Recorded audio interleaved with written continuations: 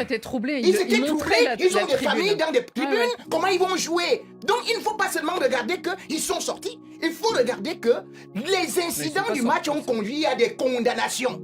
Et Moi, ça, je ils n'ont voudrais pas juste considéré ça. ajouter là dans C'est cette Ligue des Champions, ces matchs huitièmes de finale retour, eh bien nous avons désormais les affiches d'écart et le champion sortant, tiens, retrouve Liverpool. Alors, en plus, on a de la chance, on a des affiches absolument magnifiques. Je vous les rappelle, en perspective, ça sera dans 3 semaines, hein, mais on aura un PSG Liverpool, on aura un Real Madrid Bayern Munich, Barça Atlético et Sporting de Portugal contre Arsenal. Alors, la compétition avance. L'écart entre adversaires semble se resserrer à ce niveau et tout d'un coup on se dit, Youssouf Moulombou, est-ce qu'il y a encore selon vous un favori dans cette compétition? Bien sûr, le Bayern Munich l'a démontré sur les 2 confrontations avec un nombre de buts incalculable. Je crois qu'ils en ont mis 10 Oui. et le PSG aussi.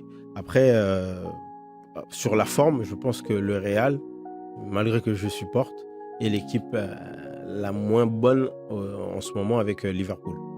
Ah oui, Ouais. vous Ouais, restez sur... c'est pas le match de parce que- Manchester City qui va me faire oublier. ils ont battu 2 fois quand même, Oui, non mais c'est pas le match de Manchester City qui va me faire oublier l'hécatombe qui s'est passé les semaines précédentes. Je pense qu'il provoque Rémi, non Non, mais je suis supporter du Real moi-même, mais je pense que au vu de ce que j'ai vu, c'est pas l'équipe qui va gagner cette Ligue des Champions. Alors Xavier, si on se pose la Non. question, c'est parce Moi, je que... ne suis pas supporter du Real et je le pense comme Youssouf. Si on se pose la question aujourd'hui, c'est parce qu'on se dit, on arrive au quart de finale, on a des matchs fous, Oui. des grosses affiches. Évidemment, il y a des gros qui vont rester en route. On voit, le Paris Saint-Germain a commencé la saison ouvertement en disant, nous, on est candidat à remporter 2 fois le titre 2 années consécutives et ça se fait très rarement. Ça fait bien longtemps que ça ne s'est pas fait. Et en même temps, on a vu grandir quand même l'Arsenal qui reste avec son titre de favori, mais on a vu grandir, et ça vous le citez, le Bayern Munich. Finalement, on se dit, oh, bah, alors là, il y en a vraiment beaucoup des favoris. C'est ça Est-ce que qui est- selon vous, finalement, il y en a encore un qui se détache pour le titre? Ouais, moi, je rejoins Youssouf Moulombou sur le fait que le Bayern de Munich me semble un peu au-dessus des autres. Alors, beaucoup au-dessus de l'Atalanta de Bergame, mais bon, on était surpris de trouver l'Atalanta là. Et je pense que le Bayern reste le favori. Il a d'ailleurs, dans cette phase de poule de la Ligue des Champions, ils ont perdu seulement contre Arsenal, qui est l'autre favori. Sinon, ils ont battu tout le monde. Et moi, je me souviens encore de leur prestation ici au Parc des Princes contre le Paris Saint-Germain. Ils ont joué toute une mi-temps à 10 contre 11 et ils ont gagné contre le PSG, champion d'Europe en titre. Donc, on a un Bayern qui me semble vraiment très fort, d'autant plus fort qu'ils sont déjà champions d'Allemagne, ou pratiquement. Donc, ils vont pouvoir se concentrer sur cette Ligue des Champions, alors qu'en Angleterre, on sait que la bataille fait rage. On va en parler par ailleurs pour les clubs encore engagés. Rémi, il y a une donnée aussi dans ces quarts de finale, c'est que ceux qui s'étaient classés au mieux parmi les équipes européennes, et donc les 8 premiers, ont l'avantage, tant en 8e qu'en quart, de recevoir au match retour. Et finalement, est-ce que du coup ça rebat les cartes aussi du favoritisme ou non? D'abord, à Youssouf, Allez, le faux supporter du Real. Je sais pas, parce que tu sais, nous sommes en période sainte et on dit que le diable fait toujours serment sous l'ombre du crucifix. Donc aujourd'hui, il vient nous dire, attendez, je loue le Real, mais je veux le tuer. Quand même. Je vais te dire une chose. Mon cher, lorsque vous me dites que c'est le Real qui n'est pas favori, mais c'est en sérieux. Le Barça a joué contre une équipe de vendeurs de tapioca et de bâtons de manioc. C'est ça, non? En première ligue. Donc, Newcastle. et c'est lui qui est favori, n'est-ce pas? Cependant, Non, on a dit que le c'était le Bayern. Real a joué contre le deuxième de la première ligue, comme nous disait. Le Real sera inexistant et le Real a joué avec des enfants. Là, par exemple, il y aura quelques retours, même si Thibaut Courtois est blessé. Alors, tu me dis que ce Real, il n'est rien et tout. Je devrais rappeler à tout le monde ici que pratiquement chaque année, Bayern est donné favori, sauf que Bayern est sorti par Real. Et je vous fais comprendre une chose, des statistiques sont là. La dernière fois que Bayern a battu le Real, c'était en 2012. Donc, L'année de leur Ouais, titre. mais on va pas En rappeler 2012. on va pas Donc, rappeler les buts hors jeu de dites-moi, Cristiano même en Ronaldo. 2020, en 2024, Les buts hors jeu de Cristiano Ronaldo, 2024. Donc, même monsieur Xavier Barré, même Rummenigge. Et ça c'était Monsieur Xavier Barré. et ça, c'était avant Attendez, l'assistance ce vidéo. monsieur n'aime pas C'était qu'on avant dise l'assistance ça. vidéo.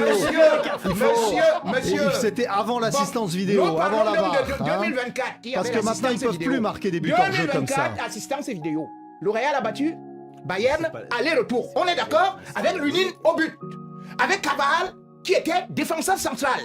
C'est toujours vos chansons-là que vous faites.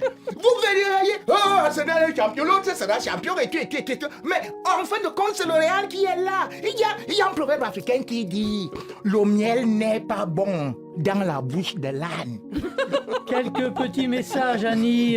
Christ Kitomi sur le Facebook Live. Le Real, toujours favori. Et Jules Dimenac en a marre de retrouver le Bayern à chaque fois. Pourquoi le Real affronte toujours les mêmes équipes? Il nous demande. Robson, Barça, futur champion d'Europe 2026. Le Bayern, nul autre favori. Ça, c'est Steve Job. Et moi, ce que j'ajouterais, moi, je pense pas qu'il y a de favori. Et c'est Luis Enrique là, qui était en conférence de presse ce vendredi, avant le match de championnat du week-end. Bon, on l'a interrogé. PSG, Liverpool, il dit, mais à ce niveau-là, il n'y a pas de favori, il n'y a que des grandes équipes.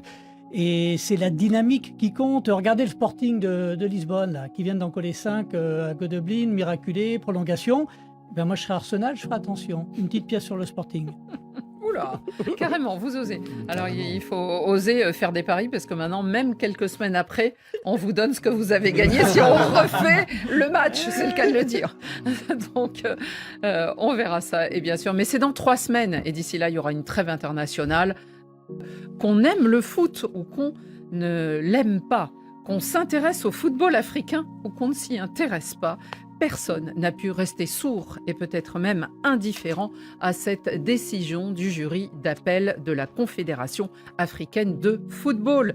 Mardi soir, ses membres ont décidé, en pleine soirée de Ligue des Champions, de désigner le Maroc vainqueur de la CAN 2025. Le Sénégal est destitué pour être sorti du terrain pendant une douzaine de minutes. Cette décision alimente depuis les conversations. Je pense qu'au cours de vous n'avez pas pu y échapper, d'autant si vous touchez un petit peu à la matière football le reste de l'année. Alors, ont-ils eu raison, ces gens du jury? Ont-ils utilisé le bon article du règlement pour établir leur verdict? Que diront les juges du tribunal arbitral du sport prochainement et quand surtout, parce qu'on nous parle de semaines à mois? En tout cas, au centre des attentions, la CAF, la Confédération africaine de football. Alors, j'attaque fort, j'attaque par Rémi Ngono. Rémi, est-ce que la Confédération africaine, la CAF, s'est décrédibilisée cette semaine? Si c'est pour cette semaine, je dirais non. Pour moi, elle ne vaut qu'une coquille vide depuis 2016. Rappelez-vous que justement ici, j'avais contesté déjà une décision de la CAF. Mais cette décision venait surtout de la FIFA. Parce que qu'est-ce qui s'est passé? Parce que quand vous parlez d'une confédération, il faut qu'elle soit d'abord autonome. Du moment où elle est sous tutelle, elle n'est plus Mais responsable qu'est-ce qui de s'est ses passé actes. en 2016, Rémi? Éclairez-nous. Le 12 novembre 2016, le Sénégal joue contre l'Afrique du Sud. Le Sénégal perd au stade Sous une pluie battante. 2-1. Et quelques temps après, la FIFA décide que ce match doit être rejoué et ce sera 10 mois après. Mais et comment est-ce que c'est fait? Attendez, C'était dans le cadre des éliminatoires de la Coupe du Monde Coupe du Monde. 2018. C'est pour ça que c'est la FIFA. 2018. Et c'est là où ça devient très intéressant. Entre-temps, la FIFA est partie recruter à l'ONU une femme, Fatma Samoura, Exactement. qui est sénégalaise, exactement en 2016, peu avant ce match-là. On ne comprend pas et on nous dit l'arbitre, Lamté, est suspendu, mais on n'a pas apporté Il est des corrompu, éléments. On l'accuse de corruption. On l'a accusé de corruption sans un élément probant. Parce que s'il y a un corrupteur et il y a un corrompu, on n'a pas pu établir ça. Je m'étais opposé à ça et j'avais dit, le Sénégal risquerait et d'autres clubs vont suivre pour aller dans la marmite. Maintenant, quand vous me dites que est-ce que la FIFA, est-ce que la CAF s'est décrédibilisée? C'est même très grave. C'est même incroyable. Parce que, Annie, ce n'est pas seulement la décision. Il faut regarder la façon par laquelle cette décision est prise. On vous dit le jury d'appel. Annie, en droit, on parle de la forme et on parle du fond. La forme. Le jury d'appel est constitué de 9 membres. Sur les 9 membres, on se rend compte que 5 ont été convoqués. Sur quelle base? Les 4 autres ont été abandonnés. Et sur les 5 qui ont été condamnés, notamment celui du Djibouti s'est exprimé pour son expliquer. il s'est exprimé. Et Voilà. il a Il dû s'est sortir publiquement pour Deuxième expliquer des choses. je n'y étais pas, je n'ai pas siégé. Deuxième chose, sur les 5, il y a le président de la Fédération tunisienne de football. Il fait partie prenante, c'est-à-dire que du moment où il est là, il doit lui-même se déclarer que non, je n'ai pas droit de siéger parce que je suis président d'une fédération. Donc, le quota n'est pas atteint parce que vous êtes 4. Le quorum. Le quorum n'est pas atteint parce que vous êtes 4. Et dans le jury, en droit, on vous dit que pour un jury comme ça, il faut toujours le chiffre impair. On s'est retrouvé donc avec 4. D'office, cette décision va dans la poubelle parce qu'il y a déjà favoritisme, il y a déjà corruption ambiante et il y a une certaine sélection, c'est-à-dire que des idées qui viennent avant. Et troisième des choses, pour finir, Annie, quand vous m'accusez, vous devez me convoquer pour que je m'exprime. C'est comme ça que ça se passe. Du moment où je ne peux même pas me défendre, vous me condamnez. Cela veut dire que vous balayez déjà le principe même du droit et même du contradictoire. Et du coup, on arrive à un proverbe africain qui dit « On ne demande pas l'avis du chameau pour lui mettre la charge. » Alors, il y avait eu une première instance quand même. Rappelons que juste après cette finale, il y avait une première instance qui avait statué, la commission de discipline, et qu'elle avait en gros renvoyé tout le monde aux ados en distribuant des punitions et des amendes des deux côtés. Et c'est là qu'il y a eu appel des Marocains. Et c'est à la suite de ça que statuait le jury d'appel.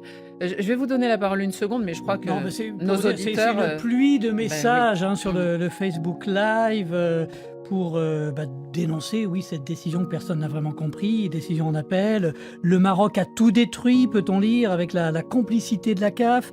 Ousseynou Diémé, le scandale du ciel, scandale du siècle, le petit jeu de mots. Ce qu'on doit retenir, peu importe la décision finale de la CAF, le Sénégal restera à jamais champion d'Afrique, etc., etc. Youssouf Moulombou, vous qui êtes africain, qui avez été capitaine d'une sélection, vous qui avez mené un groupe dans une compétition où évidemment on vise tous la finale, on vise tous le titre. J'imagine que vous avez ressenti ce qu'ont pu ressentir les joueurs d'un côté comme de l'autre. Bien sûr, mais c'est comme l'a dit Rémi, le problème c'est que l'image de l'Afrique entière est ternie par ces soucis et ces problèmes-là. C'est-à-dire qu'on dit, de toute façon, exactement, c'est l'Afrique, c'est ça. C'est l'Afrique. Et je pense que le Maroc a jeté un peu de l'huile sur le feu parce que ça renforce aussi l'histoire du complot, que le Maroc devait absolument gagner cette compétition. À partir du moment où ils ont accepté de revenir sur le terrain, ils y étaient restés, eux.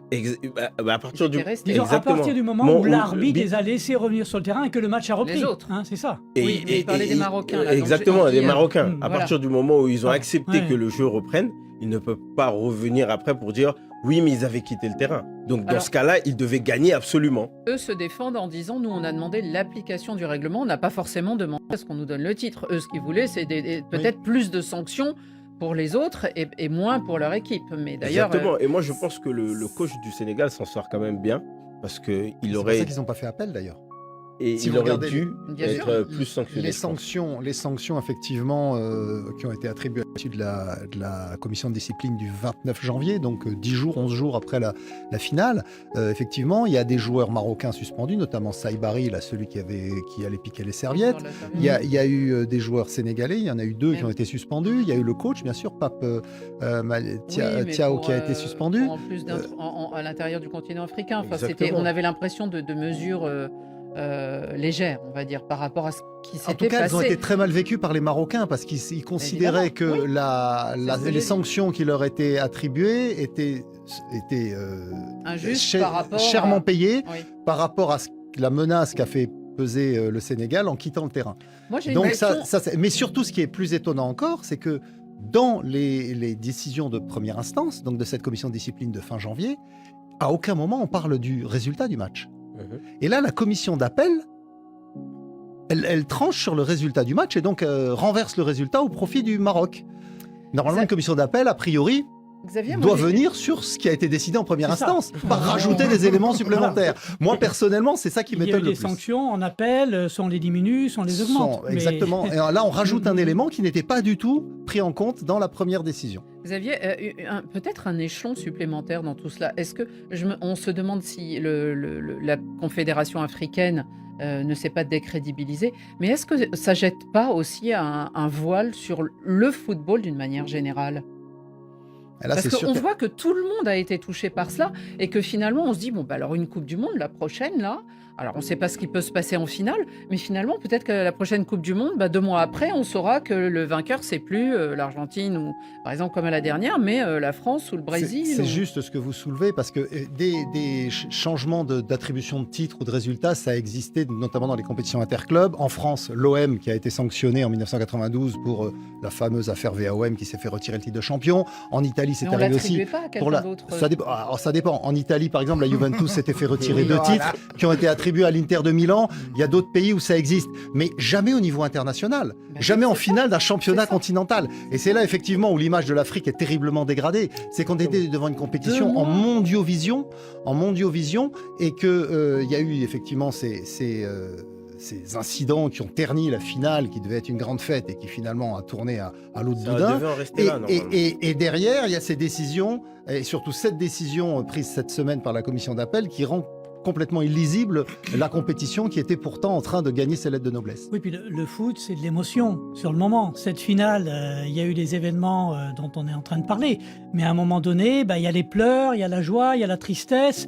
Et même les Marocains, aujourd'hui, les joueurs marocains, est-ce que cette étoile de plus, ils l'ont sur le maillot, elle correspond à quoi c'est On fini, les sent même un c'est peu le jour de la gênés, finale. certains. On ne touche pas à ce qui s'est passé ce soir-là. C'est comme si on revenait 6 mois après sur le France-Argentine en disant Messi est tombé un peu tout seul, il n'y avait pas pénalty. Non mais, vous voyez, bon. Ça existe dans d'autres sports et on a parlé Non, beaucoup ça des Jeux, n'existe pas. aux Jeux Olympiques par exemple, où ils retirent parfois des médailles, notamment Ah, mais pour parce dopage. que là, on Et appelle donc, ça le là, c'est dopage. tout- et tout- ainsi de tous les- suite. non, On non, ne mais parle pas. je Les rejoins- lois- je les lois- rejoins- La loi 5 d'Elifa. Je rejoins vous ce que dit- vient de dire Fred Suto, c'est que effectivement l'émotion n'est pas du tout la même. Et il y a plein de champions olympiques français qui ont reçu des médailles depuis parce qu'il y avait eu des concurrents dopés. Et ils vous disent, on m'a remis la médaille comme ça dans un bureau, un jour anonyme. Ça n'a rien à voir avec quand on monte sur le podium oui, dans un avec stade plein. l'hymne et tout Donc ça, on est bien d'accord sûr. là-dessus, effectivement. Rémi, vous vouliez encore ajouter quelque chose? Je voulais dire que surtout ça donne une mauvaise impression du continent africain et ça rappelle surtout aussi les pratiques même de la démocratie. Vous savez, ça nous rappelle une phrase de l'ancien président Omar Bongo. Il disait « On n'organise pas une élection pour la perdre ». Donc, voilà. Que voulez-vous dire, Rémi? Ouais. Cela veut dire que Mais ça les renforce- gens ont commencé à organiser des compétitions pour les gagner. Ça Le renforce Maroc le- était prêt ça renforce justement le à complot. ça. Exactement. Regardez dès le premier match du Maroc contre une équipe qui était anodine, les Comores, vous savez. Directement, il y a un penalty à la 12e minute. Et c'était qui? Jean-Jacques Dalla. On discute. Heureusement, le C'est-à-dire- penalty est raté. C'est-à-dire, précisons, l'arbitre congolais de la finale. l'arbitre Oui, on allait le congolais. retrouver un mois après en Et, finale.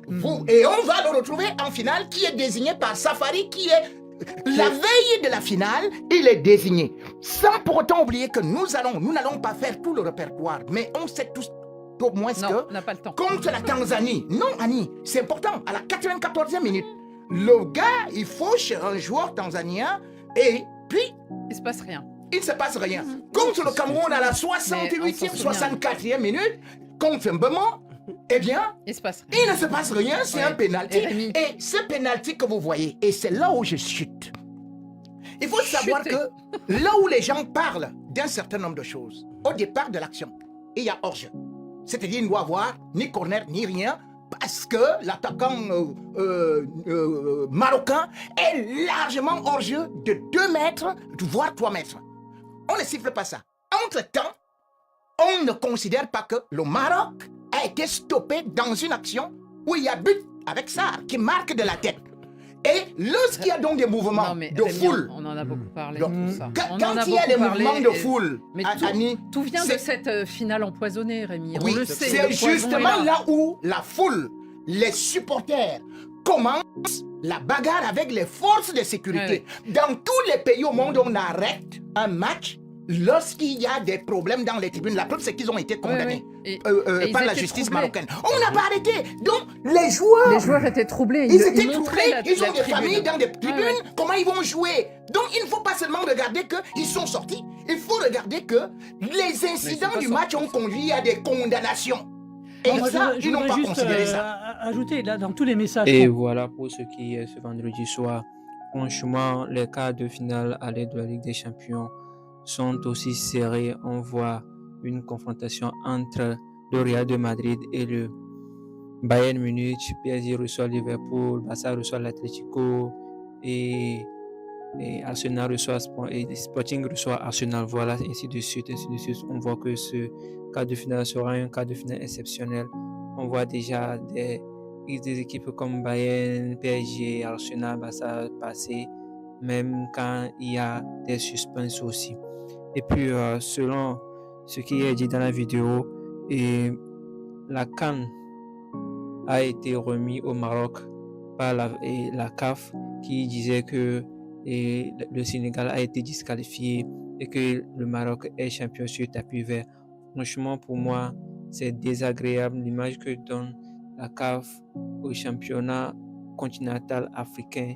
Non, c'est pas bien parce que une coupe se gagne sur le terrain et non pas des décisions, pas des emails ou bien pas des jugements. Non, une coupe se gagne sur le terrain.